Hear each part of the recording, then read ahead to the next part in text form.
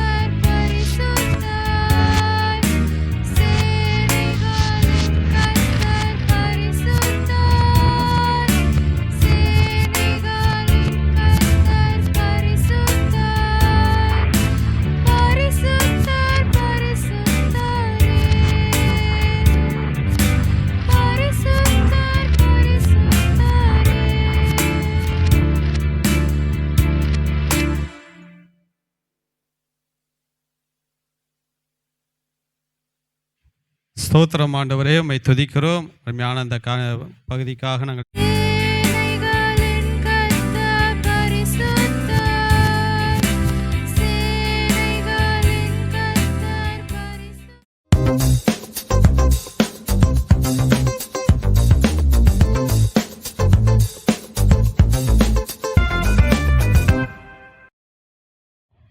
நம்ம வாழ்க்கையில் பிசாசு கொண்டு வருகிறத எதை மேற்கொள்ள முடியும்னா ஜெபத்தினால தான் மேற்கொள்ள முடியும். நான் சொன்னேன், நீங்கள் ஜெபம் பண்ண தொடங்கினேன்னு ஒரு தேவ தூதன் செயல்பட ஆரம்பிப்பேன். அல்லேலூயா. எப்பொழுது ஒருத்தர் ஜெபிக்க உட்காராங்களோ அங்கே ஒரு தேவ தூதன் செயல்பட. இன்றைக்கி அதை காட்டுறேன் நான் வேதத்தில்.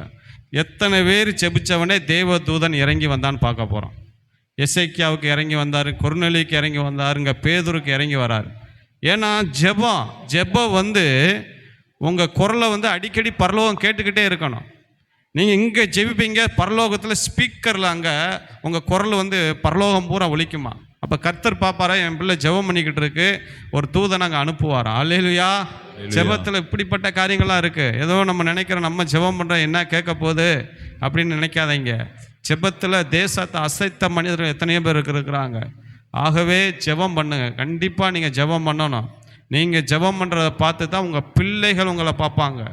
அப்பா அப்படி டாடி ஜெபம் பண்ணுறாரு, மம்மி ஜெபம் பண்ணுது, அப்போ பிள்ளைகளை உட்கார வச்சு அனுதினமும் ஜெபம் பண்ண பழகி கொடுங்க. நாங்களாம் எங்கள் கிருபா ஜோயெல்லாம் உட்கார வச்சு கை தட்டுவாங்க பாட்டு பாடையில். ஜெபம் பண்ண குடும்பமாக உட்காந்து ஜெபம் பண்ண அந்த பிள்ளைகளுக்கு பழகி கொடுக்குறோம். கிருபாலாம் அழகாக சோத்திரம் சோத்திரம் சோத்திரம் சொல்லும். இப்படியே இருந்து பழகிறப்ப அது நாளாக இதாயிரும். அதை விட்டுப்பட்டு அந்த பிள்ளைகளுக்கு கேம் விளாட்றது, அது செல்லில் விளாட்றது, அதுக்கு முக்கியத்துவம் கொடுக்காம ஜெபத்தில் பிள்ளைகளை வளர்க்க ஆரம்பிங்க. அல்லேலூயா. ஏன்னா ஜெபந்தான் நம்ம பிள்ளைகளுடைய நாளைக்கு ஆசீர்வாதமாக மாற்றும். ஒரு வசனத்தை எடுத்தவர்கள் நம்ம வாசிக்க போகிறோம். அப்போஸ்தலர் எடுங்க. அப்போஸ்தலர் 12:4-5-6 வாசிங்க. அப்போஸ்தலர்கள் 12ஆம் அதிகாரம் 4-5-6 வாசிங்க. அவன் சிறைசாலையிலே வைத்து பஸ்கா பண்டிகைக்கு பின்பு ஜனங்களுக்கு முன்பாக அவனை வெளியே கொண்டு வரலாம் என்று எண்ணி அவனை காக்கும்படி வகுப்புக்கு 4 போர்ச் சேவகராக ஏற்படுத்திய 4 வகுப்புகளின் வசமாக ஒப்புவித்தான். அப்படியே பேதுரு சிறைசாலையிலே காக்கப்பட்டிருக்கையில் சபையார் அவனுக்காக தேவனை நோக்கி ஊக்கத்தோடு ஜெபம் பண்ணினார்கள். இந்த இடத்துல பேதுரு என்கிற ஒரு ஜெப வீரனை பிடிச்சு ஏரோது என்கிற ஒரு மண்ணை சிறைச்சாலையில் போறார். எதுக்கு போறாரு? நாளைக்கு காலையில் பேதுருவை கொலை செய்யணும் போடுறாரு. எதுக்கு போட்டாரு? நாளைக்கு காலையில் பேதுருவை கொலை செய்யணும்னு ஏரோது சிறைச்சாலையில் போடுறாரு. பாருங்க, பேதுரு சபைக்கு ஒரு தூணாக இருந்தவர், கிறிஸ்தவர்களுக்கு ஒரு தூணாக இருந்தவர். அநேக அற்புத அடையாளங்கள் செஞ்சுக்கிட்டு இருக்கிறாரு. இயேசுவே மெய்யான தேவன் உயிரோடு இருக்கிறார் என்பதை காண்பித்து கொண்டு இருக்கிறாரு. அது மட்டுமல்ல, இவருடைய போதகத்தினால எருசலேமை நிரப்பி கொண்டிருக்கிறாரு. அநேகர் இயேசு கிறிஸ்துவை ஏற்றுக்கொள்கிறாங்க. நாளுக்கு நாள் உடைய தொகை பெருகி கொண்டு போகிறது. இதை சுற்றி இருக்கிற யூத தலைவர்களுக்கெல்லாம் கலக்கமாயிடுச்சு. ஏரோது பார்க்குறேன், இப்படியே போனால் எல்லாரும் கிறிஸ்தவர்களாக மாறிடுவாங்கன்னு சொல்லி ஒரு தந்திரமாக யோசனை பண்ணுறான். என்ன யோசனை பண்ணுறான்? பேதுருவை பிடிச்சி சிறைச்சாலையில் போட்டு எத்தனை பக்கம் காவல் வச்சானா? எத்தனை வகுப்பு வச்சானா? 4 காவல் வைத்தானா. மொத்தம் 14 சேவர்களை வச்சு 4 வகுப்பு. ஒரு சிறைச்சாலையில் பூட்டிட்டு, 2வது ஒரு கம்பியை பூட்டிட்டு, இப்படி 4 வகுப்பில் பத்திரமா ஒரு மனுஷனை போட்டு பூட்டி வைக்கிறாரு. பூட்டி வச்சு நாளைக்கு காலையில் இவனை கொன்றுங்கன்னு சொல்லி ஏறதுட்டு சட்டம் வந்துருச்சு. ஆனால் பேதுரு என்ன பண்ணுறாராம்? சொல்லுங்க, நிம்மதி என்ன பண்ணுறாராம்? தூங்கிக்கிட்டு இருக்கிறார். 4 வகுப்பு காவல், 14 சேவர்கள் வைத்து நாளைக்கு காலையில் என்னுடைய தலை போக போகுது. ஆனால் பேதுரு என்ன பண்ணுறாராம்? தூங்கிக்கிட்டு இருக்கிறாராம். எப்படி தூங்குறாராம்? நல்ல கொரட்டை விட்டு, நல்ல காலை கையை நீட்டி, நல்ல ஜம்முன்னு தூங்கிக்கிட்டு இருக்கிறாராம். பாருங்க, செபிக்கிற ஒரு மனுஷன் பேதுரு எப்படி தூக்கம் வந்துச்சு பேதுருக்குன்னா, செபிக்கிற ஒரு மனுஷன் நாளைய தினத்தை குறித்து பயப்பட மாட்டான். அல்லேலூயா. செபிக்கிற ஒரு மனுஷன் எதை குறிச்சும் கவலைப்பட மாட்டான். செபிக்கிற ஒரு மனுஷன் காலையில் என்ன நடந்தப்போ எனக்கு என்ன, எனக்கு கர்த்தர் துணையா இருக்கிறார். அல்லேலூயா. பாருங்க, சில பேர் பாருங்க பயத்தோட கவலையோட போய் படுப்பாங்க. படுத்து மறுநாள் காலையில் எந்திரிக்கும் போது பிசாசு கிரியை செய்ய ஆரம்பிச்சிருவான். பயத்தோடு கவலையோடு படுக்கிறப்ப பிசாசு கிரியை செய்வான். நீங்கள் பயத்தோடு கவலையோடு போய் படுத்து பாருங்களேன், உங்கள் சொப்பனத்தில் பிசாசு வருவான். அதனால தான் இயேசு சொன்னார், மனுஷன் தூங்கையில் பிசாசு எதை விதைக்கிறானா? கலைகளை விதைக்கிறானா. என்ன கலை? அந்த கலைகளை என்ன விதைப்பான் கேட்டிங்கன்னா, அவங்க தலை மேலே சில பாரத்தை வைப்பான், நோயை வைப்பான், வியாதியை வைப்பான். அதனால தான் 91ஆம் சங்கீதம் சொல்லி, இருளில் நடமாடும் இந்த இருளில் நடமாடும் கொள்ளை நோய் யாருக்கு வரும் கேட்டிங்கன்னா, கவலையோடு பாரத்தோடு யாரு படுக்கிறாங்களோ அவங்களுக்கெல்லாம் இந்த வியாதியை கொடுக்கறதுக்கு ஒரு பிசாசு இருப்பான். கவலையோடு பயத்தோடு படுத்து நீங்கள் காலையில் எந்திரிக்கும் போது அந்த கவலை, அந்த பயமே உங்களுக்கு நோயாக மாறிடும். நெஞ்சு வலி வரும், தீராத தலைவலி வரும், ஒரே குழப்பமாக வரும், அன்கான்ஷனாக இருப்பீங்க, பின்மாற்றத்துக்குள்ளே போகிற மாதிரி இருக்கும். ஆனால் ஜெபிக்கிற ஒரு மனுஷன் எப்படி இருப்பாங்க கேட்டிங்கன்னா, இந்த பேதுரு மாதிரி நிம்மதியாக படுத்துங்க. அல்லேலூயா. ஏன் மதங்க வருங்க, மறுநாள் உனக்கு என்ன போக போகுது? தலை போக போகுது. தலை போக போது உனக்கு கவலையா இல்லையான்னு கேட்டா பேதுரு சொல்றாரு, எனக்கு எதை குறிச்சும் பயம் இல்லை, என்னை யார் எதுவும் ஒன்றும் பண்ண முடியாது, ஏனென்றால் கர்த்தர் எனக்கு துணையா இருக்கிறார். அல்லேலூயா. என்னை அழிச்சிருவான், என்னை ஒழிச்சிடலாம், என்னை ஒன்றுமில்லாமல் ஆக்கிடலாம், என்னை அட்ரஸே இல்லாமல் ஆக்கிடலாம்னு நினச்சா எந்த மனுஷனும் எந்த பிசாசு நினச்சா கூட என்னை ஒன்றும் பண்ண முடியாது. ஏனென்றால் என்னுடைய ஜீவன் கர்த்தருடைய கரத்தில் இருக்கிறது. அவர் சொல்லியிருக்கிறார், உன் தலை மயிரெல்லாம் எண்ணப்பட்டு இருக்கிறது. அவரை மீறி என் வாழ்க்கையில் எந்த மனுஷனும் எந்த பிசாசும் எதுவுமே என்னை தொட முடியாது. அல்லேலூயா. பாருங்க, அதனால் பாருங்க, அதான் செபிக்கிற மனுஷனுக்குள்ள வித்தியாசம். செபிக்காத மனுஷனுக்கு என்ன இருக்கும்? கவலை இருக்கும், பயம் இருக்கும், ஒரே குழப்பமாக இருக்கும், என்ன செய்வதென்று இருக்கும் பாருங்க. ஆனால் செபிக்கிற ஒரு மனுஷன் பாருங்க, அதனால தான் சொல்கிறேன், நீங்கள் போராட்ட வரையில், பிரச்சனை வரையில், ஏதாவது வரையில் வருத்தப்பட்டோ கலங்கியோ குழம்பியோ புலம்பியோ ஒன்றுமே என்ன பண்ண போகிறதில்ல, ஆக போகிறதில்ல. அப்படிப்பட்ட நேரத்தில் நீங்கள் என்ன பண்ணணும் சொல்லுங்க? ஜெபம் பண்ணணும். ஜெபிக்கிற மனுஷன் தலை போகிற பிரச்சனை வந்தால் கூட அவனுக்குள்ள இருக்க ஆவி எழும்பி சொல்லுமா? என்ன சொல்லும்? நீ பேசாம இரு, நீ பயப்படாத, கர்த்தர் உன் வலது கையை பிடித்து உனக்கு அவர் எப்படி இருக்கிறாரு? துணையா இருக்கிறார், உனக்காக யுத்தம் செய்வார். நீ சும்மா இருப்பீர்கள். யுத்தம் யாருடையது? கர்த்தருடையது. உனக்காக அவர் யுத்தம் செய்வார். நானே கர்த்தர் என்று நீங்கள் அமர்ந்திருந்து பாருங்கள். நீ சும்மா இரு, உனக்காக நான் யுத்தம் செய்வேன். பாருங்க, அதுதான் செபிக்கிற மனுஷனுக்குள்ள வித்தியாசம். தலை போகிற பிரச்சனை வந்தா கூட செபிக்கிற ஒரு மனுஷன் அவன் எதை குறிச்சும் பயப்பட மாட்டான். அப்போ அவங்க போட்டிருக்கு, பேதுரு எப்படி நிம்மதியாக தூங்க முடிஞ்சிச்சுன்னு கேட்டேன்னா, அவனுக்கு தெரியும் கர்த்தர் என் கூட இருக்கிறாரு, நான் செபிச்சுட்டு படுத்திருக்கிறேன், கர்த்தர் ஒரு தூதனை அனுப்பி எனக்காக யாவையும் செய்து முடிக்கிற தேவன். அல்லேலூயா. அல்லேலூயா. பாருங்க, பேதுருக்கு நல்ல தூக்கம். ஒரு பக்கம் சபையார் அவனுக்காக ஊக்கமாக ஜெபம் பண்ணிக்கிட்டு இருக்கிறாங்க. அந்த ஜெபம் பண்ணிக்கிட்டு இருக்கிறது அதோட பாருங்க, சபையார் என்ன பண்றாங்க? பேதுருக்கு சொல்லுங்க, ஜெபம் பண்றாங்க. ஊக்கமா அவனுக்காக போராடி ஜெபம் பண்ணிக்கிட்டு இருக்காங்க. ஜெபிக்கிற சபையில இருந்தீங்கன்னா அது உங்களுக்கு ஆசீர்வாதம். அல்லேலூயா. உங்களுக்காக ஒரு ஊழியர் ஜெபிக்கிறார் என்றா நீங்கள் ஆசீர்வதிக்கப்பட்ட. உங்கள் பேரை சொல்லி ஒரு ஊழியர் ஒரு சபை ஜெபிக்குதுன்னா அந்த சபை பாக்கியம் உள்ளது. நான் இன்றைக்கும் சொல்கிறேன், இங்கே இருக்கிற சின்ன பிள்ளையில இருந்து வந்தவங்க வந்து நின்றவங்க எல்லார் பேரையும் எழுதி வச்சு ஒவ்வொருத்தருக்காக தினமும் ஜெபம் பண்ணேன். காலை இரவும் ஜெபம் பண்ணுவேன். ஆண்டவரே, பிள்ளைகளை ஆசீர்வதிங்க, பிள்ளைகள் நல்லா படிக்கட்டும், இந்த பிள்ளைக்கு இந்த பலவீனருக்கு நீங்கட்டும், இந்த கடன் பிரச்சனை நீங்கட்டும். ஒவ்வொரு நாளும் நான் ஜெபம் பண்ணி கொண்டு இருக்கேன். அந்த ஜெபம் ஜெபிக்கிற பாருங்க, சபையார் உனக்காக என்ன பண்ணிக்கிருந்தாங்களா? நான் ஜெபிக்கிறேன், ஒவ்வொரு நாளும் ஜெபிக்கிறேன். நான் ஜெபம் பண்ணால் மட்டும் பத்தாது, யாரும் ஜெபம் பண்ணணும். எல்லாரும் என்னை பார்க்குறீங்களா இல்லையா? நீங்களும் ஜெபம் பண்ணுங்க. நான் ஒரு பக்கம் ஜெபம் பண்ணிக்கிறப்ப நீங்கள் ஜெபம் பண்ணாத வரைக்கும் கர்த்தர் பாப்பார், மகனே நீ ஜெபம் பண்ணுற, அவங்க என்ன பண்ணலன்னா ஜெபம் பண்ண மாட்டேங்க. நீங்கள் ஜெபம் பண்ணணும், நானும் ஜெபம் பண்ணணும். இங்கே சபையார் பேதுருக்கு ஜெபம் பண்ணுறாங்க, பேதுரும் ஜெபம் பண்ணி அங்கே படுத்திருக்கிறாரு.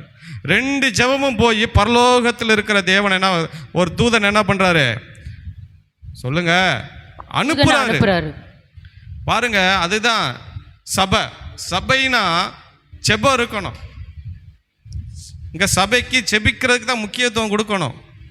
சபை வந்து என்டர்டைன்மெண்ட் இல்லை, நடனம் ஆடுறதுக்கு சபை இல்லை, பொழுதுபோக்குற சபை இல்லை. சபைனா அதனால தான் இயேசு சொன்னார், என்னுடைய வீடு எல்லா ஜனங்களுக்கும் ஜெப வீடு. அப்போ ஆண்டவர் எதிர்பார்ப்பார், இங்கே ஒரு சபைக்கு வர ஒவ்வொரு பிள்ளையும், என் பிள்ளை நீ ஜெபிக்கணும், இங்கே வர்றதுக்கு சும்மா வரக்கூடாது, நீ ஜெபிக்கிற பிள்ளையாக இருக்கணும், ஜெபிக்கிறவனாக மாறணும், சின்ன குழந்தைங்க ஜெபிக்கிற பிள்ளைகளாக மாறணும். இதெல்லாம் ஆண்டவருடைய ஆசை. பழைய ஏற்பாட்டில் பரிசுத்த தலத்தில் பிரதான ஆசாரியன் கூட தூப கலசத்தை போடுவார். காலையில் ஒரு முறை, சாயந்தரம் ஒரு முறை. அந்த புகை முழுவதும் ஒரு நாள் முழுக்க இருக்கும். அதுதான் ஜெபத்துக்கு அடையாளம். இன்னொரு இடத்துல அந்த பலிபீடத்தில் இருக்கிற உன் அக்கினி எப்பொழுது என்ன பண்ணணும்? அணையாம இருக்கும், எரிந்து கொண்டு இருக்கணும். அது அணையக்கூடாது. அதுக்கு ஒரு ஆசாரியை அனுப்பி அணைஞ்சா உடனே பற்ற வைக்க ரெடியாக இருப்பான். அதுதாங்க ஜெபம். அல்லேலூயா, அல்லேலூயா. பாருங்க, இங்க ஜெபிக்கிற நேரத்தில் என்ன ஆச்சு நம்ம வாசிக்க போறோம். அப்போஸ்தலர் 12:5 வாசிங்க. அப்படியே பேதுரு சிறைசாலையிலே காக்கப்பட்டிருக்கையில் சபையார் அவனுக்காக தேவனை நோக்கி ஊக்கத்தோடு ஜெபம் பண்ணினார்கள். பாருங்க, கர்த்தர் பார்த்து கொள்வாரு. கர்த்தர் அவனுக்கு ஒன்றும் செய்யாது. அவருக்கு ஏற்கனவே சொல்லியிருக்காரு, நான் நீ முதிர்வையில் தான் சாவா, இள வயசில் சாக மாட்டேன்னு யோவான்ல சொல்லியிருக்கிறாரு. அவனுக்கு சாவு வராதுன்னு சொல்லி சபையார் அப்படி இருந்தாங்களா? சொல்லுங்க. இல்ல. என்ன செஞ்சாங்க? ஜெபம் பண்ணாங்க. ஊக்கமா ஜெபம் பண்றாங்க சபையார். அதோட ரிசல்ட் 7 வாசிங்களேன். 7 வாசிங்க. அப்பொழுது கர்த்தருடைய தூதன் அங்கே வந்து நின்றான். பாருங்க, யார் வந்து நின்னா? கர்த்தருடைய தூதன் வந்து நிக்க. எதனால வந்து நின்னையா? ஜெபம் பண்ணதுனால கர்த்தர் அனுப்புனார். ஜெபம் பண்ணோடனே பரலோகத்தில் அந்த ஜெபம் போய் கர்த்தர் பார்க்குறாரு, எப்பா ஒரு தூதனை போய் அனுப்புகிறாரு. பாருங்க, உங்களுக்குள்ள ஒரு கான்ஃபிடென்ஸ் வேணும். நான் ஜெபிக்க உக்காந்தா எனக்கு ஒரு தேவ தூதர்கள் செயல்படுவார்கள். அல்லேலூயா. நான் ஜெபிக்காத வரைக்கும் நீங்கள் உங்கள் வாழ்க்கையில் எதுவுமே நடக்க போகிறதில்லைங்க. நான் ஜெபித்தா சத்துருடைய கிரிகள் அழிக்கப்படும். நான் ஜெபம் பண்ணுனா தூரத்தில் இருக்க ஆசீர்வாதம் பக்கத்தில் வரும். நான் ஜெபம் பண்ணுனா என் பிள்ளைகள் எல்லாம் மாற்றப்படுவார்கள். நான் ஜெபம் பண்ணுனா என் வீடு ஆசீர்வதிக்கப்படும் என்கிற ஒரு கான்ஃபிடன்ஸ் உங்களுக்குள்ள என்னைக்கு வருதோ அப்போது தேவன் தம்முடைய தூதனை அனுப்புவார். அல்லேலூயா. அல்லேலூயா. வாசிங்களே, அப்போஸ்தலர் அப்படியே 10:2 வாசிங்க. கொர்நேலியை குறித்து. அவர்கள் முதலாம் காவலையும் இரண்டாம் காவலையும். அப்போஸ்தலர் 10:2 வாசிங்க. கொர்நேலி இங்க ஒரு தேவதூதன் இறங்குறாரு. வாசிங்க பிரதர். அவன் தேவ பக்தி உள்ளவனும் தன் வீட்டார் அனைவரோடும் தேவனுக்கு பயந்தவனுமாயிருந்து ஜனங்களுக்கு மிகுந்த தான தர்மங்களை செய்து எப்பொழுதும் தேவனுக்கு ஜெபம் பண்ணி கொண்டிருந்தான். வார்த்தையை கேட்டீங்களா? எப்பொழுதும் அப்படின்னா எப்படின்னா என்ன அர்த்தம் சொல்லுங்க? எப்பொழுதும்னா என்ன அர்த்தம் சொல்லுங்க? தமிழ்ல தான் கேட்கிறேன். எல்லா டைமும், எல்லாம் சாப்பிட்றது, குளிக்கிறது, பல்லு விளக்குறது, மற்ற நாள் சும்மா இருக்கிற நேரம் பூரா எப்பொழுதும் ஜெபம் பண்ணி கொண்டிருந்தான். அல்லேலூயா.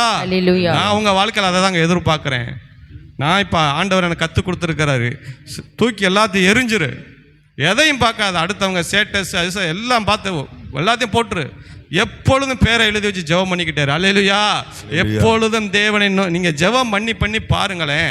நான் சொல்கிறேங்க, எதெல்லாம் உனக்கு கஷ்டமாக இருந்துச்சோ, எதெல்லாம் உங்களுக்கு தடையாக இருந்துச்சோ, எதெல்லாம் உங்களுக்கு பக்கத்தில் வர முடியாமல் எதெல்லாம் ரொம்ப கஷ்டமாக இருக்கோ எல்லாத்தையும் ஒரு தேவ தூதனை இறங்கி ஆண்டவர் எல்லா சத்துருடைய போராட்டத்தை என்ன பண்ணுவார்?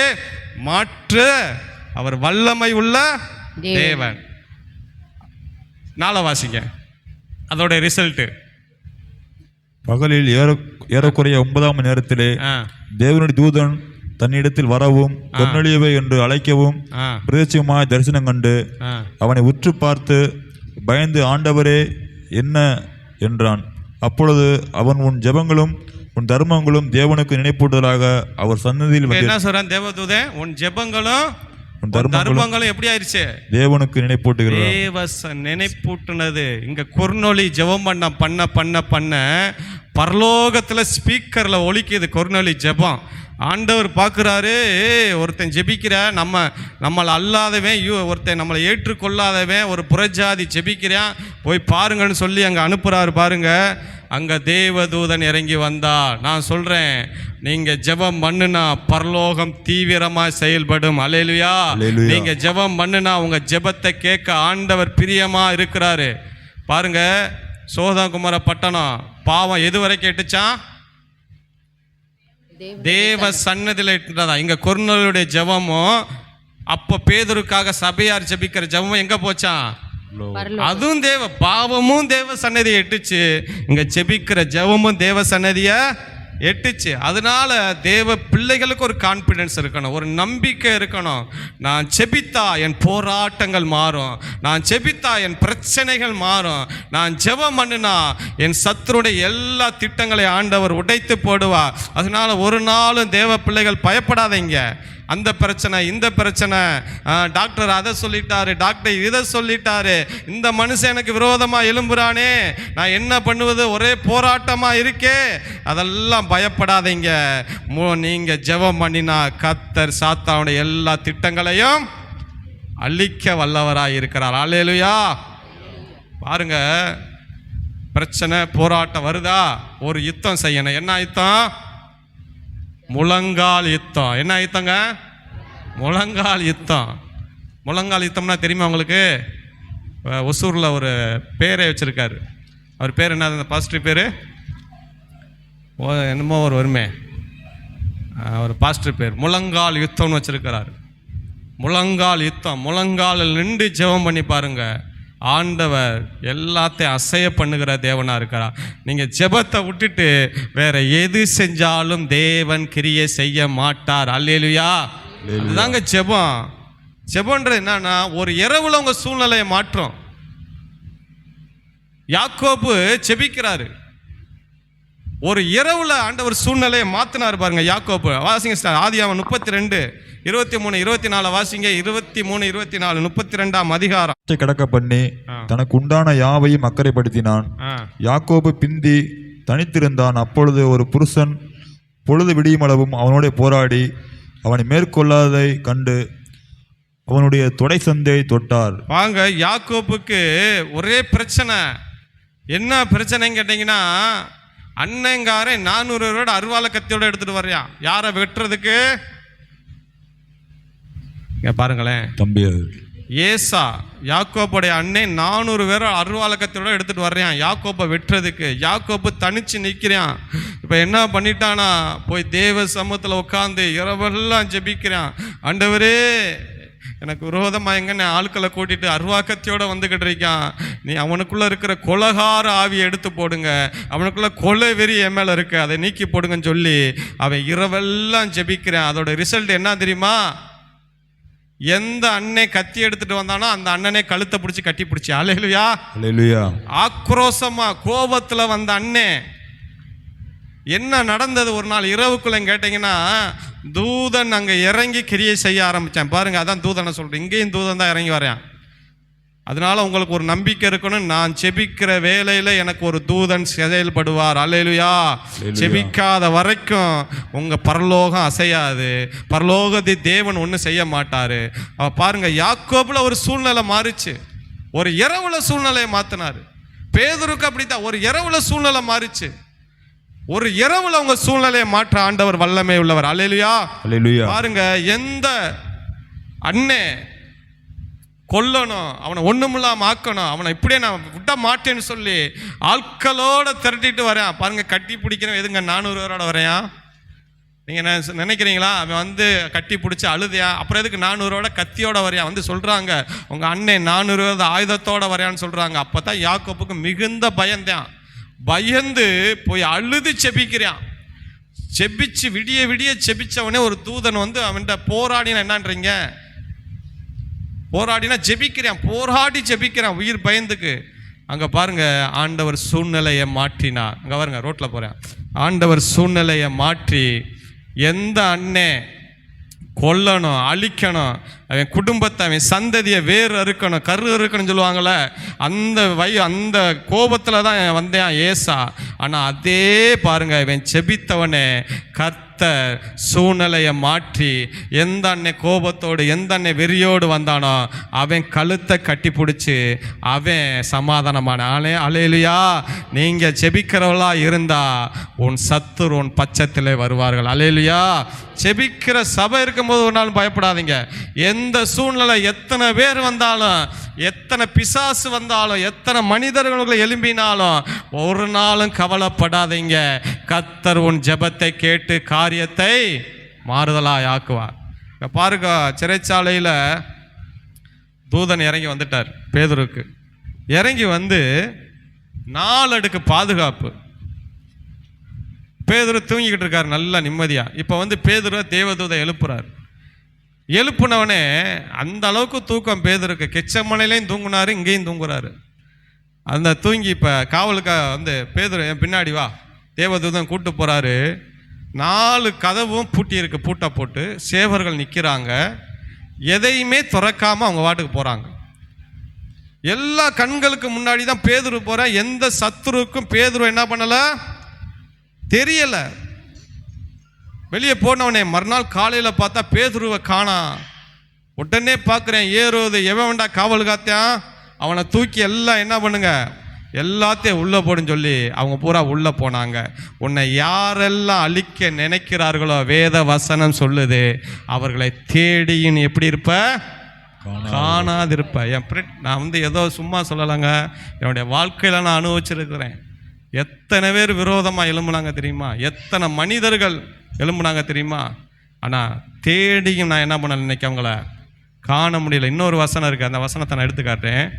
அவர்கள் உன் காலடி மண்ணை என்ன பண்ணுவார்களா, உன் சத்துருக்கள், உன் எதிரிகள், உன்னை அழிக்க நினைக்கிறவன், உன்னை ஒன்றும் நம்ம அவனை ஏசாயால சொல்லியிருக்கு, உன் காலடி மண்ணை நக்குவார்களாம். என்னது வசனத்தை பார்த்தீங்களா? காலடி மண்ணை என்ன பண்ணுவாங்களாம், நக்குவாங்க. கர்த்தர் பொறுக்க மாட்டாருங்க. கர்த்தர் பராக்கிரம் உள்ளவர். ஒரு நிறைய அந்த ஜனகிரிப்புலாம் எசேக்கியாவுக்கு அவ்வளோ மிரட்டல் கொடுக்குறான்.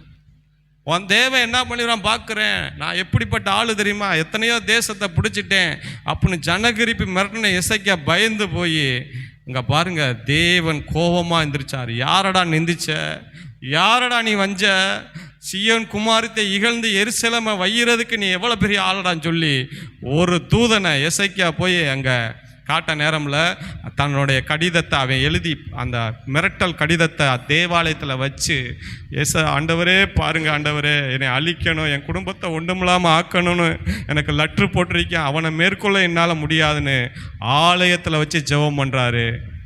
ஆண்டவர் அந்த கடிதத்தை பார்த்து அங்கே என்ன பண்ணுறாரு, அங்கேயும் ஒரு தூதன் அனுப்புனார். புரியுது அவங்களுக்கு நான் சொல்றது?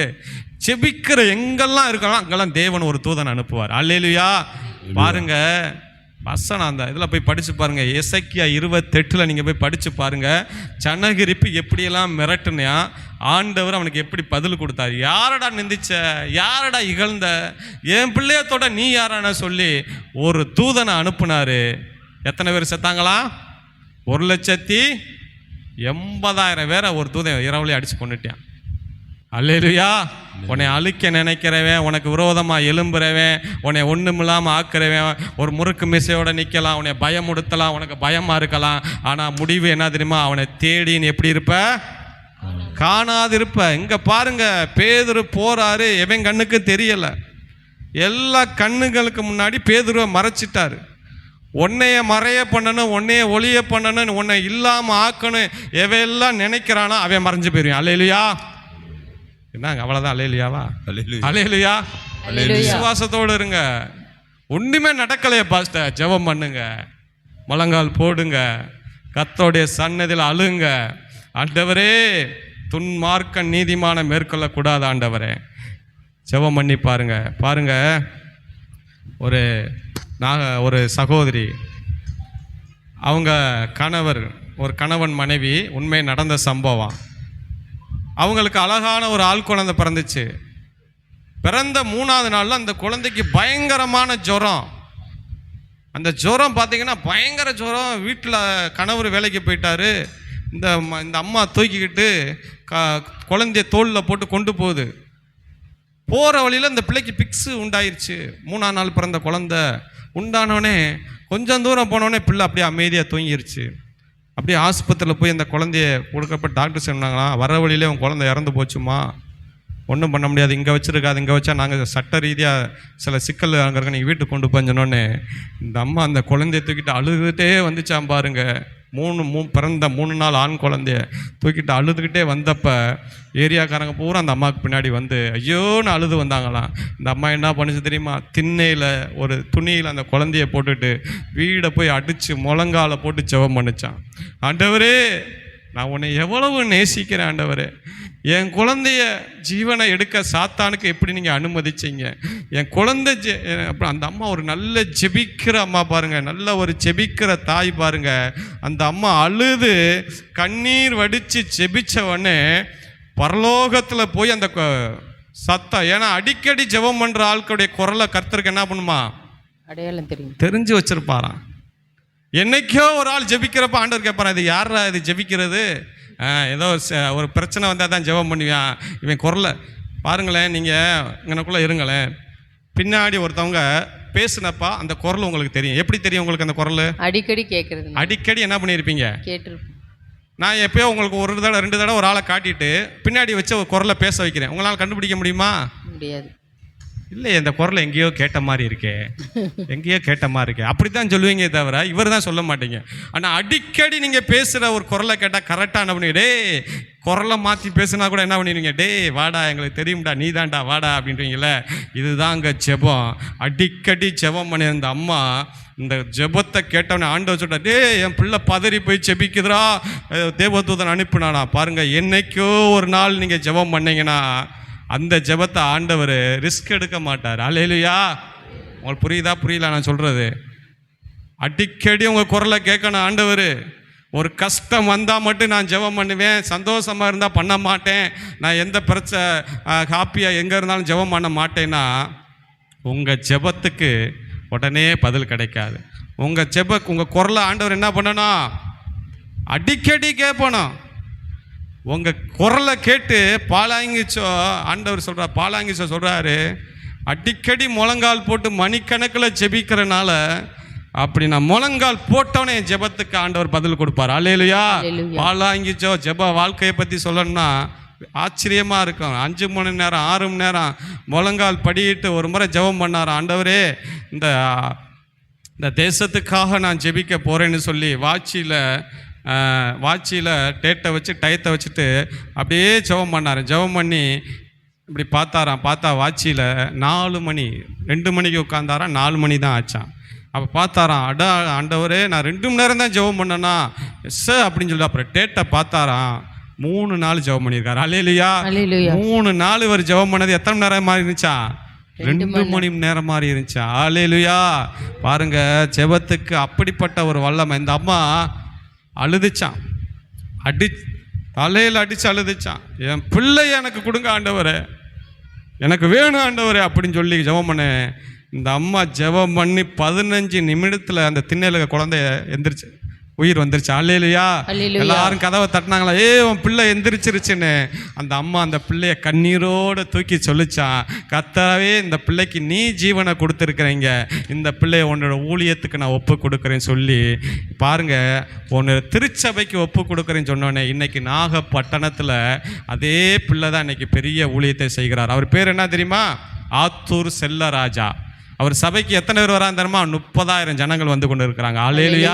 சியோன் திருச்சபையை நடத்தி கொண்டு இருக்கிறாருங்க. இன்னைக்கும் அவர் தியோன் திருச்சபையில் பிறந்த 3ஆவது நாள் சாக போகிற குழந்தைய அவங்க அம்மா ஜெபம் பண்ணி உயிரை வாங்கி இன்னைக்கு பெரிய ஊழியராக நாகப்பட்டினத்தில் வல்லமையாக ஊழியம் சார். அல்லேலூயா. அதனால தான் சொல்கிறேன், ஜெபம் பண்ணணும். நம்முடைய வாழ்க்கையில் ஜெபம் மூச்சாக இருக்கணும்.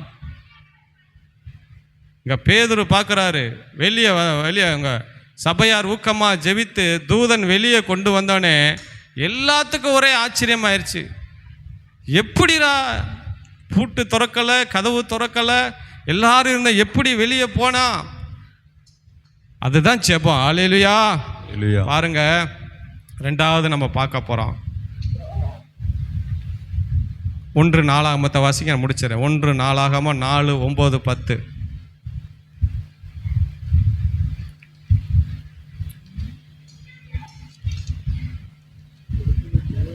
அதிகாரம் 9, 10. சகோதரை பார்க்கிலும் கனம் பெற்றவனாய் இருந்தான். அவன் தாய், நான் துக்கத்தோடே அவனை பெற்றேன் என்று சொல்லி அவனுக்கு யாபேஸ் என்று பெயரிட்டார். இங்க பாருங்க, யாபேஸ். அந்த தாய் என்ன செய்றாங்க, இந்த குழந்தை பிறக்கையில் அவனுக்கு என்ன பேர் வச்சாங்க? துக்கம்னு பேர் வச்சுட்டாங்க. என்ன பேர்? துக்கம்னு பேர் வச்சுட்டாங்க.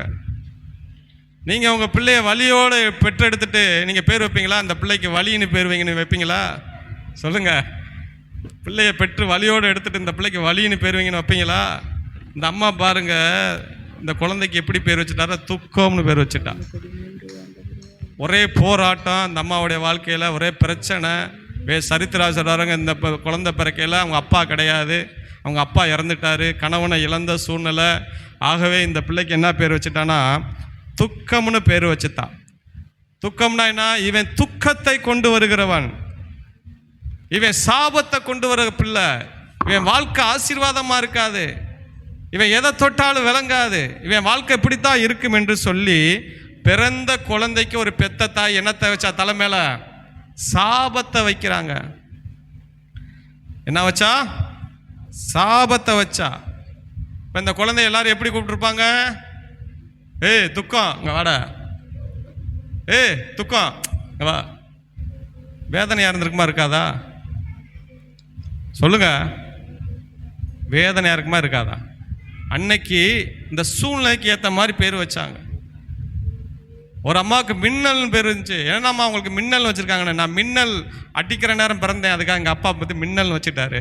நல்ல வேலை போங்க, அமாவாசைக்கு பிறந்திருந்தீங்கன்னா அவங்கள அமாவாசைன்னு வச்சுருப்பாரு. பாருங்கள், ஒருத்தன் தீபாவளி மகன்னு சொல்லுவாங்க. ஒரு ஊமச்சுக்குளத்தில் அவன் பேர் தீபாவளி மகன். என்னடா தீபாவளி மகன் கேட்டேன். நான் தீபாவளிக்கு பிறந்தேன், அதான் தீபாவளி மகன் பேர் வச்சுட்டாங்க. பேரே இது தானா? ஆமாம். இன்னொருத்தர் இருக்கார், ஒரு பாஸ்டர், அவருக்கு பேர் நீதிக்கு தலைவணங்கு. என்ன பேர்? நான் கேட்டேன், பாஸ்டர் உங்களுக்கு என்ன நீதிக்கு தலைவனுங்க பேர் வச்சுக்காங்க? அதை அந்த நேரம் எம்ஜிஆர் படம் ரிலீஸ் ஆச்சியா, நீதிக்கு தலைவனுங்க. அப்பா அந்த எம்ஜிஆர் பைத்தியமான அந்த பேரை வச்சுட்டாரு. பாருங்க, இன்னைக்கு பாருங்க, யாபேஸுக்கு பேர் வச்சாங்க, எல்லாரும் தள்ளிட்டாங்க.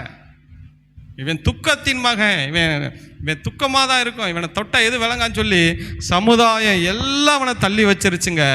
ஆனால் யாபேசு பாருங்க, ஒரு காரியத்தை அறிந்து கொண்டா, இந்த உலகம் என்னை தள்ளலாம், தேவன் என்னை தள்ள மாட்டா. என்னை தூக்கிவிட இந்த உலகத்தில் யாரும் இல்லைனாலும் பரவாயில்ல, என்னை தூக்கிவிட ஒரு தேவன் இருக்கிறார், என்னை ஆதரிக்கிற ஒரு தேவன் இருக்கிறார் என்று சொல்லி அவன் இஸ்ரவேலின் தேவனை நோக்கி என்ன பண்ணானா? ஜெபம் பண்ணானா. பார்க்குற சூழ்நிலை இவனுக்கு எல்லாமே கஷ்டமாக தான் இருந்துச்சு. எதுவுமே இவனுக்கு முன்னேற முடியலை. ஏன்னா பிறக்க போதே ஒரு தாய் சாபத்தை வச்சுட்டா. ஆனால் இஸ்ரவேலின் தேவனை நோக்கி என்ன பண்ணானா? ஜெபம் பண்ணுனான். நான் சொல்கிறேன், ஜெபிக்கிற எந்த மனுஷனுக்கு எந்த சூழ்நிலை குறித்து பயப்பட மாட்டான். ஜெபிக்கிற எந்த மனுஷனும் எல்லா பிரச்சனையும் இந்த ஜெபத்தினாலே மாற்ற முடியும் என்று அவனுக்குள்ள ஒரு விசுவாசம், அவனுக்குள்ள ஒரு கான்ஃபிடென்ஸ் இருக்கும். பாருங்க, ஜெபித்தால் தேவன் தன்னுடைய தூதனை அனுப்பி தேவன் காரியங்களை என்ன பண்ணுவார்? மாறுதலாய் பண்ணுகிற தேவனாக இருக்கிறார். பாருங்க, அதனால தான் சொல்கிறேன், நம்ம வாழ்க்கையில் ஜெபம் ரொம்ப முக்கியம். நான் ரட்சிக்கப்பட்ட புதுசில், ஆண்டவரை ஏற்றுக்கொண்ட புதுசில் சிவகாசிக்கு நான் போயிருந்தேன். பூரா வயசானவங்களாம் இருப்பாங்க, அவங்க சொந்தக்காரங்க பூரா, எங்கள் ஒய்ஃபோட சொந்தக்காரங்களாம். அவங்க வீட்டில் தூங்கும்போது காலையில் ஒரு 5 மணிக்கு முணங்குற மாதிரி சத்தம் கேட்கும். தூக்கத்தை எந்திரிச்சு பார்த்தா இந்த வயசானவங்க காலை நீட்டி முக்காடு போட்டு ஜெபம் பண்ணிக்கிட்டே இருப்பாங்க. அப்படியே ஜெபம் பண்ணியிருப்பாங்க. எனக்கு ஆச்சரியமாக இருந்துச்சு. எவ்வளோ நேரம் பண்ணுவாங்கன்னு பார்த்தா 5 to 6 வரையும் பண்ணுவாங்க, காலையில் அதிகாலையில் எழுந்திரிச்சு. பாருங்கள், அதனால தான் இன்றைக்கி அவங்க நல்ல பலத்தோட சுகத்தோடு இருக்காங்க. அல்லேலூயா. இன்றைக்கி அவங்க பார்த்தா 90 வயசு 70 வயசு, அவங்களாம் இன்றைக்கி நல்ல பலத்தோடு இருக்கிறாங்க. இவங்க அம்மா, எங்கள் மாமியார் வந்தால் கரெக்டாக ஒரு டயம் வச்சுருப்பாங்க. எங்கள் வீட்டுக்கு வந்தால் நல்ல பேர பிள்ளையோடு இருப்பாங்க. அந்த டயம் வந்தோடனே காலை நீட்டிடுவாங்க. என்ன பண்ணுவாங்க? ஜெபம் பண்ண உட்காந்துருவாங்க. எப்படி ஜெபம் பண்ணுவாங்க? காலை அப்படி நீட்டி அப்படியே ஏசு ரத்தம். உடனே எங்கள் கிருபா ஒரு நாள் காலை நீட்டி ஏசு ரத்தம் சொல்லிச்சு. அந்த டயத்தை மிஸ் பண்ண மாட்டாங்க, ஜெபம் பண்ண உட்காந்துருவாங்க. பாருங்க, உங்களுக்குன்னு பர்டிகுலராக ஒரு இடம் இருக்கணும் ஜெபம் பண்ண. அந்த இடத்துல உட்காந்து நீங்கள் ஜெபம் பண்ணணும். சாது சுந்தர் சிங் ஒரு நாள் ஜெர்மனி தேசத்தில் ஒரு வீட்டுக்கு போயிருந்தாராம். அந்த அம்மா பார்த்து, ஐயா வாங்கய்யா, நீங்கள் வந்துட்டீங்களா அப்படின்னு சொல்லி இறங்கி அவங்களுக்கு கொஞ்ச நேரம் சமைச்சிறேன்னு சொல்லி ஒரு 10 நிமிஷம் சொல்லிவிட்டு ஒரு 1/2 மணி நேரம் ஆகிச்சான் சமைக்கிறதுக்கு. வந்து பார்த்தா சாது சுந்தர் சிங்கை காணாமா. வெளியிலலாம் போய் பார்த்துச்சு. ஐயா போயிட்டாரா, ஐயா ஒரு வர்றதே பெரிய விஷயம் சொல்லி போயிட்டு திரும்பி வீட்டுக்கு வந்து பார்த்தா ஒரு சோபாக்க ஒரு 2 அடி இருந்துச்சான் ஒரு ஓரத்தில். அந்த இடத்துல முடைக்கிட்டு ஜெர்மனி தேசத்துக்காக ஜெபம் பண்ணாராம். அந்த அம்மா பார்த்துட்டு அழுதுருச்சான். இவ்வளோ பெரிய ஐயா ஒரு பசிக்குன்னு உட்கார வச்சா அங்கேயும் ஜெபம் பண்ணிக்கிட்டு இருக்கிறான்னு சொல்லி.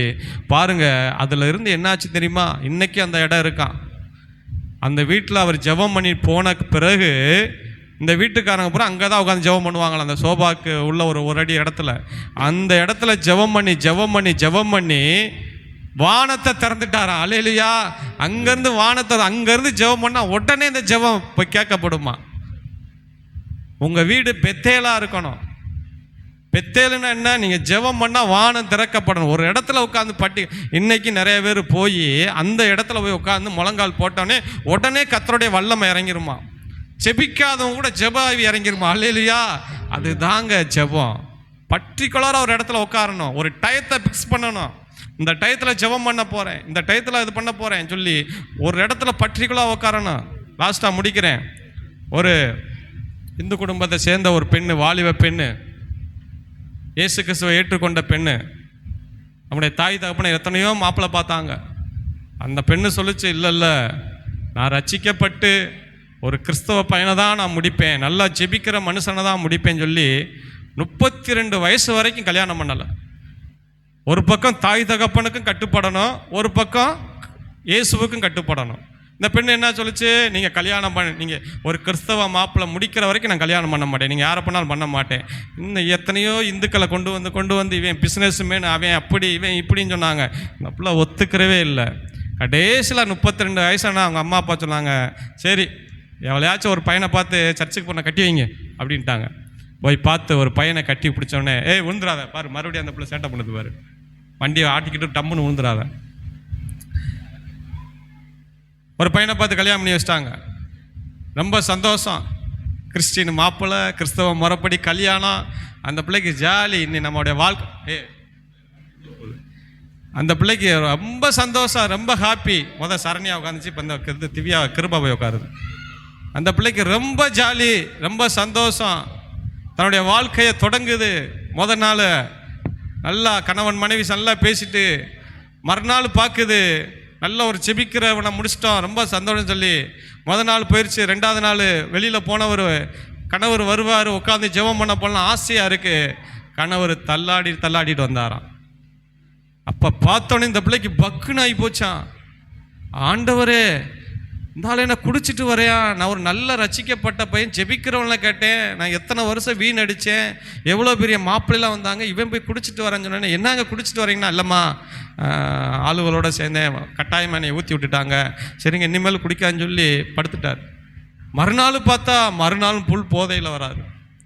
அடுத்த நாள் பார்த்தா 4 பேர் தூக்கிட்டு வராங்க வீட்டுக்கு. இந்த பிள்ளைக்கு இப்படியே ஒட்டஞ்சிருச்சு இருதயமே. ஆண்டவரே உங்கள்கிட்ட என்ன கேட்டேன் ஆண்டவரே, சொத்து சுகம் இதுவாக கேட்டேன், ஜெபிக்கிற ஒருத்தன் தானே எனக்கு ஆளை கேட்டேன், ஒரு குடிகாரனை போய் கொடுத்துட்டீங்கன்னு பக்கத்தில் போய் கேட்டால் அவங்க சொல்கிறாங்க, ஏமா போய் இவனை போய் கல்யாணம் பண்ணியா, சின்ன வயசுலேருந்து குடிகாரமாவேன், குடிச்சு எங்கடா வீதியில் கிடைப்பேன், இவனை போய் நீ பார்த்தா நல்ல பிள்ளையா இருக்க, உனக்கு வேற மாப்பிள்ளை இல்லையான்னு சொன்னோன்னே இருதயமே உடஞ்சி போய் இந்த பிள்ளை அழுக ஆரம்பிச்சிருச்சு. தேவ சமூகத்தில் உட்காந்து, ஆண்டவரே எனக்கு இப்படிப்பட்ட கணவரை கொடுத்துட்டீங்களே, ஒரு குடிகாரனை கொடுத்துட்டீங்கன்னு சொல்லி, எனக்கு ஏன் இப்படி பண்ணீங்க, எனக்கு நீங்கள் துரோகம் பண்ண மாட்டீங்கன்னு தெரியும், நான் உனக்கு எப்படிலாம் பிரியமாக இருந்தேன்னு சொல்லவனே, எவ்வளோ ஊழியம் பார்த்துருக்கேன், எனக்கு இப்படிப்பட்டவனே. ஆண்டவர் அந்த போட பேச ஆரம்பித்தார். மகளே, உனக்கு ஒரு நாள் நான் தீமை செய்ய மாட்டேன், குடிகாரந்தான், ஆனால் இவனையும் நான் மாற்றேன், இவனையும் ரட்சிப்புக்குள்ள நடத்தின ஒரு திட்டம் வச்சுருக்கேன், உன் மூலம் தான் செய்யணும். நீ ஒரு 21 நாள் ஒரு பாஸ்டிங் போட்டு ஓவாசம் இரு. 21ஆவது நாள் அவன் குடிச்சிட்டு தான் வருவியான். 21ஆம் நாள் அவனை நான் மாற்றுவேன். 21 நாள் நீ ஜெபம் பண்ணு. 20 நாள் நீ ஜெபம் பண்ண அவனை தூக்கிட்டு 4 பேர் வந்துக்கிட்டு தான் இருப்பேன். அதே மாதிரி 21 நாள் இந்த பொண்ணு அழுது ஜெபம் பண்ணுச்சு, என் கணவனை மாற்றி கொடுங்க, என் கணவனை மாற்றி கொடுங்கன்னு. இந்த பிள்ளை ஜெபம் பண்ண இவனோட நிலைமை இன்னும் மோசமாக போய்கிட்டு இருக்கு. இன்னமும் குடிச்சிட்டு வந்து 4 பேர் தூக்கி வந்து வீட்டில் போட்டு போகிறாங்க. எப்படி இருக்கும் பாருங்க அந்த பிள்ளைக்கு, இந்த பொண்ணுக்கு. 21ஆவது நாள் நேராக வந்தேன், தள்ளாடி வந்தேன். போய் எப்பயுமே பெட்டில் படுக்கிறவன் 24 உட்காந்துட்டான். உட்காந்தவனே அந்த பிள்ளை அவனுக்கு உள்ளே இருக்கிற ஆவியை ஆண்டவர் சொன்னார், அவனுக்குள்ளே இருக்கிற பிசாசை கடிந்து கொண்டு, குடிகார ஆவியை கடிந்து கொண்டு ஜெபம் பண்ண. இந்த பிள்ளை ஜெபம் பண்ண ஒரு ஆவி அவனுக்குள்ளே இருந்து வந்துச்சான். அந்த ஆவி பேசிச்சான் அந்த பிள்ளைகிட்ட. என்ன பேசுச்சு தெரியுமா? சரியான ஆளாக இருக்க, 24 போட்டு என்னை கொலையாக கொண்டுக்கிட்டு இருக்கிற. அந்த ஆவி பேசுதான், 24 போட்டு என்னை கொலையாக கொண்டுக்கிட்டு இருக்க, உன்னால் நான் பாடாப்படுறேன் 21 நாளும், நான் தயவு செய்து உன்னை விட்டுட்டு போயிடுறேன், இன்னி உன்ட்ட நான் என்னை இருந்தால் நீ கொன்னே போட்டுருன்னு சொல்லி வெளியே போயிடுச்சு. அல்லேலூயா. போனவனே இந்த மனுஷன் எப்படி ஆகிட்டான் தெரியுமா? மறுநாள் போய் பார்த்தா அவன் சொல்கிறான், குடிக்கணும் அந்த எண்ணமே அவனுக்கு வரலையா. அல்லேலூயா. எனக்குள்ள ஒரு மாற்றம் நடந்துச்சு. அந்த குடிக்கிற இன்னைக்கு நம்ம மெட்ராஸில் செங்கல்பட்டு பகுதியில் ஒரு ஊழியத்தை கணவன் மனைவியாக செய்கிறாங்க. அல்லேலூயா. இப்படி நிறைய சாட்சி நான் சொல்ல முடியும். ஜெபிக்கிறதுனால என்ன பலன், எந்த மனுஷனை உங்களால் மாற்ற முடியாது, எந்த பிள்ளையை உங்களால் மாற்ற முடியாது. நீங்கள் வஞ்சாலும் அடித்தாலும் எதை செஞ்சாலும் அவனை மாற்ற முடியாது. ஏன்னா அவனுக்கு பின்னாடி இருக்கிறது அசுத்த ஆவிகள். அவனாக செய்ய மாட்டேன், ஆவிகள் செய்ய வைக்கும். அதை நீங்கள் மாற்றணும், அதை அவனை நல்வழிப்படுத்த நீங்கள் என்ன தான் செய்யணும் சொல்லுங்க? ஜெபம் பண்ணணும். உரிமையானவர்களே, ஜான் வெஸ்லி அம்மா ஜூசன் வெஸ்லி 17 பிள்ளைகளை பெற்ற தாய். 17 பிள்ளைகளை பெற்றுட்டு 17 பிள்ளைகளுக்கு சாப்பாடு ஆக்கணும், 17 பிள்ளைகளுக்கு துணி துவைக்கணும், 17 பிள்ளைக்கு. நீங்கள் 2 பிள்ளைய 1 பிள்ளைய வச்சுட்டு நீங்கள் படுற பாடு ரொம்ப ஆச்சரியமாக இருக்கும். 17 பிள்ளைகளை வச்சுட்டு இந்த அம்மா நைட்டில் பிள்ளைய பூரா படுத்திருப்பாங்களாம். முழங்கால் போட்டு 17 பிள்ளைக்கும் ஜெபம் பண்ணுமா. ஆண்டவரே, உலகம் மாமிசம் பிசாசு என் பிள்ளைய ஒருத்தன் கூட கெட்ட வழியில் போதைக்க எதுக்கு அடிமையேறக்கூடாது, என் பிள்ளைகள் நல்ல வழியில் வரன்னு சொல்லி அவருடைய விளைவு 17 பிள்ளைகளை நல்ல பிள்ளைகளாக எழுப்பினார்கள். அதில் ஒருத்தர் தான் ஜான் வெஸ்லி, பெரிய ஊழியராக எழுப்பினார். அவர் சொல்கிறாரு, ஜான் வெஸ்லி, நாங்கள் படுத்திருப்போம், நான் தூங்க மாட்டேன். ஏன் தூங்க மாட்டேன்னா, எங்கள் அம்மா எனக்காக என் தலைமாட்டில் வந்து ஜெபம் பண்ணோம். எனக்கு ரொம்ப ஆசையாக இருக்கும் எங்கள் அம்மா எனக்காக ஜெபிக்கிறப்ப அழுது அழுது அந்த கண்ணீரே மேலே வடியும். அல்லேலூயா. பார்த்தீங்களா? பிள்ளைக்கு ஆண்டவர் சிலுவை தூக்கிட்டு போகல, எருசலேம் குமாரத்தை வந்து அழுகிறாரு. அப்போ ஆண்டவர் என்ன சொன்னார்? எனக்காக அழாதீங்க, யாருக்காக அழுங்க? பாருங்க, என்ன பாருங்க, யாருக்காக அழுங்க? உங்கள் பிள்ளைகளுக்காக அழுங்க. போகிற சமுதாயம், போகிற உலகம், பாவம் இச்சைகள் பெருகிக்கிட்டு இருக்கு. இதில் நம்ம பிள்ளைகளை எப்படி பாதுகாக்கிறது, நம்ம பிள்ளைகளை எப்படி நம்ம வச்சு வாழ போகிறோம்? எல்லாமே ஜெபத்தினால தான் முடியும். அல்லேலூயா. அதனால தான் சொன்னார், பிள்ளைகளுக்காக ஜெபம் பண்ணி கொள்ளுங்க. பாருங்கள், லாஸ்ட்டாக முடிச்சிடறேன். இன்றைக்கும் இஸ்ரவேல் தேசம் இவ்வளவு சக்ஸஸ்ஃபுல், சுற்றி இருக்கிற இஸ்லாமிய கண்ட்ரிகள் கூட சேர்ந்து அந்த தேசத்தை ஒன்றும் பண்ண முடியல. சமீபத்தில் 400 ஏவுகணை வீசியிருக்காங்க அந்த தேசத்துக்கு. ஈரான் வீசியிருக்கு, லெபனான் வீசியிருக்கு. ஆனால் 400 ஏவுகணை போய் அந்த தேசத்தை ஒன்றுமே பண்ண முடியாமல் போயிடுச்சு. ஏன் தெரியுமா? ஒவ்வொரு யூதனுடைய வாழ்க்கையில் ஜெப வாழ்க்கை ரொம்ப முக்கியமாக இருக்கும். அவன் எப்படி ஜெபம் பண்ணியான்னு தெரியுமா? பகல்லாம் வேலைக்கு போயிடுவான், சாயங்காலம் 6 மணிக்கு உட்காந்தா மறுநாள் காலை 6 மணி வரையும் ஜெபம் பண்ணுவான். அல்லேலூயா. ஆச்சரியமாக இருக்கா இல்லையா? ஏன்னா அவனுக்கு வெறி, யெகோவானா வெறியாக இருப்பான். யெகோவா தேவனாண்டா உயிரை கொடுக்க கூட யூதன் ரெடியாக இருப்பான். அதனால தான் இன்றைக்கும் பாருங்கள், இந்த இஸ்ரவேல் தேசம் அதோடைய பரப்பளவு நீங்கள் கேட்டால் ஆச்சரியப்படுவீங்க. மதுரையில் பாதி கூட இருக்காது இஸ்ரவேல் தேசம். கிட்டத்தட்ட மதுரையில் கூட மெட்ராஸ் அளவு கூட இருக்காது இஸ்ரவேல் தேசம். குறைஞ்ச அளவு ஜனங்க. ஆனால் அவன் கண்டுபிடிச்சது தான் இன்றைக்கி உலகத்தில் எல்லா மக்களும் பயன்படுத்துகிறாங்க. அவனுடைய கண்டுபிடிப்பு தான், நிறைய கண்டுபிடிப்பு அவன் தான் கண்டுபிடிச்சிக்கிட்டே விட்டுக்கிட்டு இருக்கான். விவசாயத்தில் அவனை மாதிரி பாருங்கள், தண்ணியே இல்லாத இஸ்ரவேல் தேசத்தில் விவசாயம் செழிப்பாக இருக்கான். ஒரு ஆட்ட கலைஞர் சொன்னார், எப்பா அங்கே வாங்கப்பா, தமிழ்நாட்டுக்காரங்களை கூப்பிட்டு இந்த இஸ்ரவேல் தேசத்தை போய் பார்த்துட்டு வாங்க, அங்கே எப்படி தண்ணியே இல்லாமல் விவசாயம் பண்ணான்னு கலைஞர் ஒரு டீம் அனுப்பிச்சி விட்டார். அவங்க போய் இஸ்ரவேல் தேசத்தில் பார்த்தா ஆச்சரியப்பட்டு போனாங்களாம். அவங்க மூளை அறிவை பார்த்து பெரிய ஒரு பள்ளம் தோண்டிடுவாங்களாம், அதுக்கு கீழே பிளாஸ்டிக் பேப்பராக விரிச்சிருவாங்களாம், செடியை ஊண்டி தண்ணியை ஊட்டுறாங்களாம். அந்த தண்ணி என்ன பண்ணாதான் கீழே இறங்காது. அல்லேலூயா. இதெல்லாம் எங்கேருந்து கற்றுக்கிட்டாங்கன்னா பைபிளில் இருந்து தான். அதனால இன்றைக்கும் இஸ்ரவேல் தேசத்தை எவனும் தொட முடியாதபடி இருக்குது. அல்லேலூயா. ஏன் கேட்டிங்கன்னா, ஒவ்வொரு யூதனும் ஜெபம் பண்ணுவானா. சாயங்காலம் 6 மணிலேருந்து காலையில் 6 மணி வரையும் ஜெபம் பண்ணுவானா. தூங்க மாட்டாங்களா பாஸ்டர்? கேட்கலாம்ல, உங்களுக்கு அடுத்த கேள்வி வருமா இல்லை? அதான் நான் சொன்னேன், நீங்கள் நல்லா ஜெபம் பண்ணி பாருங்களேன், தூக்கம் ஒரு பொருட்டாகவே இருக்குமா அது. அல்லேலூயா. ஆண்டவர் பிரசன்னம் இருக்கும்போது, நீங்கள் இப்போ மாம்சத்தில் இருக்கதான் உங்களுக்கு டயர்ட் ஆகுது, மாம்சத்தில் இருக்கிறதா உங்களுக்கு தூக்கம் வருது. ஆவி பிரசன்னத்தில் போனால் தூக்கமே வராது. அல்லேலூயா. கர்த்தர் உங்களை ஆசீர்வதிப்பாராங்க. முடிச்சிருவோம். ஆகவே நம்முடைய வாழ்க்கையில் அவசியமான காரியம் என்னது? ஜெபம். எல்லாம் அப்படியே கண்களை மூடி மை துதிக்கிறோம் ஆண்டவரே, மை ஸ்தோத்தரிக்கிறோம் ஆண்டவரே. ஆண்டவரே, இந்த வேலைக்காக நாங்கள் ஜெபிக்கிறோம் ராஜா. கொர்நேலியுவை குறித்து நாங்கள் பார்த்தோம். எப்பொழுதும் இரவும் அந்த தேவனை நோக்கி ஜெபம் பண்ணி கொண்டிருந்தான். கொர்நேலியை போல நாங்கள் ஒரு பிஸியான மனுஷர்லாம் இல்லை ஆண்டவரே. கொர்நேலியை 100 பேரை கீழே வேலைக்கு வச்சு அவ்வளவு பிஸியான மனிதனே ஜெபம் பண்ண முடியுதுன்னா நாங்கள் ஜெபம் பண்ண முடியாத ஆண்டவரே? பேதுரு சிறைச்சாலையில் இருந்தபோது சபையார் அவனுக்கு ஊக்கமாக ஜெபம் பண்ணினார்கள். அதன் விளைவு ஒரு தூதனை கர்த்தர் அனுப்பினார். கொர்நேலி ஜெபம் பண்ணின போது ஒரு தூதனை கர்த்தர் அனுப்பினார். எசேக்கியா ராஜா ஜனகரிப்புக்கு விரோதமாய் வந்தபோது ஒரு ஜெபம், அவர் அழுது ஜெபம் பண்ண ஒரு தூதனை அனுப்பினார். எங்கெல்லாம் செபித்தார்களோ கர்த்தர் தம்முடைய தூதனை அனுப்புகிற தேவனாக இருக்கிறார். தகப்பனே, இந்த வேலையை ஆசீர்வதிக்கும்படி உங்களுடைய கரத்தில் ஒப்பு கொடுக்கிறோம். நல்ல பிதாவே, வாங்க.